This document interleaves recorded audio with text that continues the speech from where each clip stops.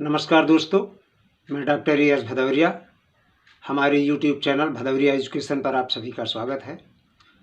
दोस्तों, assistant professor education, net education और PGT education की परीक्षा से संबंधित जो हम स्टडी मटेरियल आपको उपलब्ध करा रहे हैं, उस कड़ी में आज हम नई राष्ट्रीय शिक्षा नीति 2020 का तीसरा भाग लेकर आएंगे। उसके पहले 2 भाग हमने प्रस्तुत किया है, लगभग 40 प्रश्नों की श्रृंखला। आज हम 15 प्रश्नों की श्रृंखला आपके समक्ष प्रस्तुत करेंगे।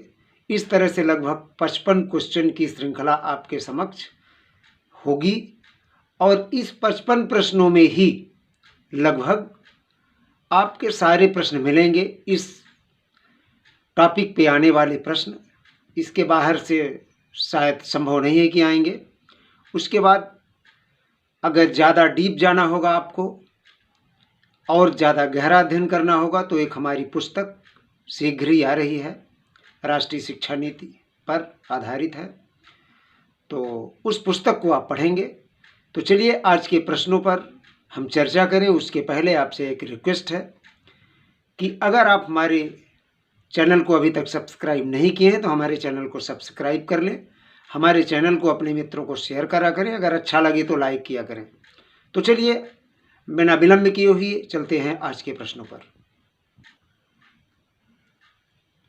तो आज का पहला प्रश्न है ये, रिसर्च को बढ़ावा देने हेतु किस संगठन की स्थापना की जाएगी?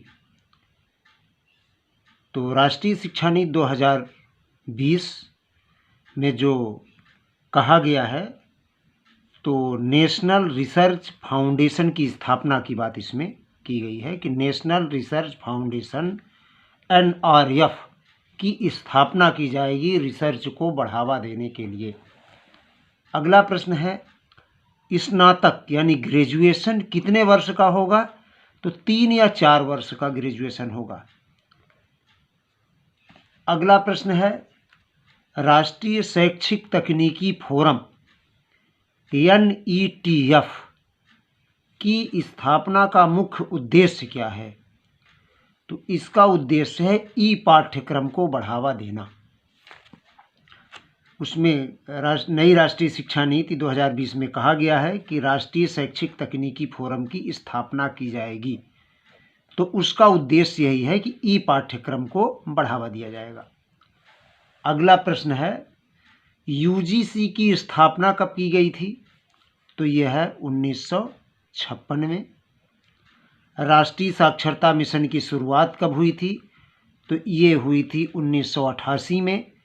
इनको चूंकि हम इसलिए बोल रहे हैं कि कहीं ना कहीं इसमें जिक्र किया गया है कुछ बातों को लेकर। तो राजीव गांधी जी प्रधानमंत्री थे उस समय और राष्ट्रीय साक्षरता मिशन, नेशनल लिटरेसी मिशन की शुरुआत की गई थी 1988 में। अगला है, operation black board. Operation black board कार्यक्रम प्रारंभ किया गया था कब? तो ये 1987 और 88 में ऑपरेशन ब्लैक बोर्ड कार्यक्रम प्रारंभ किया गया था और यह कार्यक्रम प्राथमिक शिक्षा को सुदृढ़ करने के लिए यह कार्यक्रम चलाया गया था। NCTE की स्थापना कब हुई थी? National council of teacher education, इसको आपको ध्यान रखना है। National council of teacher education की स्थापना 1995 में की गई थी। अब है AICTE, all India council of technical education, all India council of technical education. इसकी स्थापना कब की गई थी? तो इसकी स्थापना की गई थी 1945 में। अब है IGNOU, Indira Gandhi national open university की स्थापना कब की गई थी? तो यह है 1950 में दिल्ली में की गई है।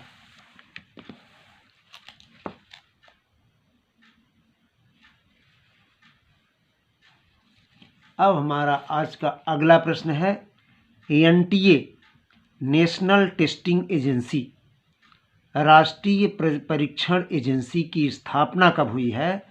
तो ये है 2017 में।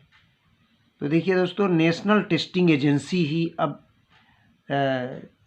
नेट का एग्ज़ाम ले रही है और सेंट्रल यूनिवर्सिटीज़ का के एंट्रेंस टेस्ट का एग्ज़ाम ले रही है और यूजीसी वो सारी जी मेंस का एग्ज़ाम ले रही है। माने नेशनल राष्ट्रीय परीक्षण एजेंसी बहुत सारे राष्ट्रीय स्तर की परीक्षाओं को कंडक्ट करा रही हैं। तो इसको भी हमको जान लेना चाहिए कि एनटीए की स्थापना कब हुई थी। तो ये हुई थी 2017 में। अगला प्रश्न है, नई राष्ट्रीय शिक्षा नीति को लागू करने वाला भारत का पहला राज्य तो कर्नाटक है। नई शिक्षा नीति 2020 स्वतंत्रता के बाद किस क्रम की शिक्षा नीति है? ये महत्वपूर्ण प्रश्न है। तो ये तीसरी शिक्षा नीति है। पहली शिक्षा नीति 1968 में इंदिरा जी के समय में, दूसरा 1986 में दूसरी राष्ट्रीय शिक्षा नीति राजीव गांधी जी के समय में, और तीसरी राष्ट्रीय शिक्षा नीति 2020 ये श्री नरेंद्र मोदी जी के समय में आई है। अगला प्रश्न है, एसडीपी का फुल फॉर्म क्या है? एसडीपी ये शब्दावली आई है इसी में नई राष्ट्रीय शिक्षा नीति में ही। इसका फुल फॉर्म क्या है ये हम जान लें। एसडीपी, तो इसका फुल फॉर्म है स्कूल डेवलपमेंट प्लान। बच्चों के आकलन की व्यवस्था कितने स्तर पर की जाएगी? जो हमारी नई राष्ट्रीय शिक्षा नीति है, ये असेसमेंट इवैल्यूएशन ये बहुत ही विवादित रहा है। बहुत ही इस पे रिसर्च हुए, बहुत ही चर्चाएं हुई और बहुत ही समस्या का विषय बना रहा है और आज भी बना हुआ है। तो एक एक्सपेरिमेंट फिर हो रहा है कि जो बच्चों का असेसमेंट होगा तो वो नई राष्ट्रीय शिक्षा नीति 2020 में किस प्रकार करने की व्यवस्था की सिफारिश की गई है इसमें। तो वो है 3 तरह से। एक तो सेल्फ असेसमेंट, विद्यार्थी स्वयं अपना आकलन करेगा। तीसरा है पीयर असेसमेंट, यानी साथी समूह किसी बच्चे का जो असेसमेंट होगा उसका साथी समूह करेगा। और तीसरा असेसमेंट टीचर करेगा।